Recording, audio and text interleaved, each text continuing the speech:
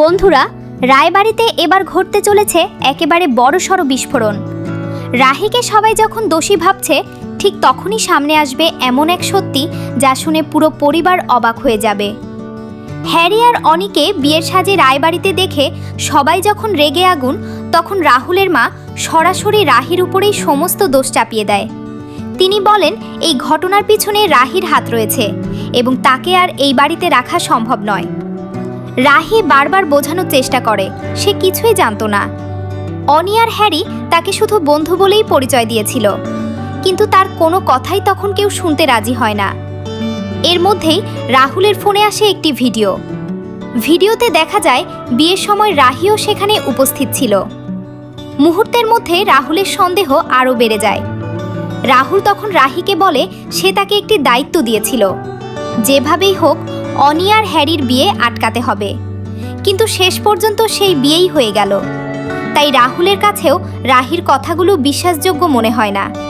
কিন্তু এবার আর চুপ করে থাকবে না রাহি। সে স্পষ্ট জানিয়ে দেয় সত্যিটা যেভাবেই হোক সে সবার সামনে তুলে ধরবেই। নিজের নির্দোষিতা প্রমাণ না করে সে থামবে না। এরপরই শুরু হয় রাহির আসল লড়াই। সে পৌঁছে যায় সেই গ্রামে যেখানে এই ঘটনার আসল রহস্য লুকিয়ে রয়েছে। অনেক খোঁজ খবরের পর রাহি জানতে পারে গ্রামের প্রধানকে টাকার লোভ দেখিয়ে এই পুরো ঘটনাটা ঘটানো হয়েছিল। পুলিশকে সঙ্গে নিয়ে রাহি গ্রাম প্রধানকে রায়বাড়িতে নিয়ে আসে। সেখানে পরিবারের প্রত্যেকের সামনে তাকে সত্যি বলতে বাধ্য করা হয়। আর তখনই সামনে আসে আসল নাম।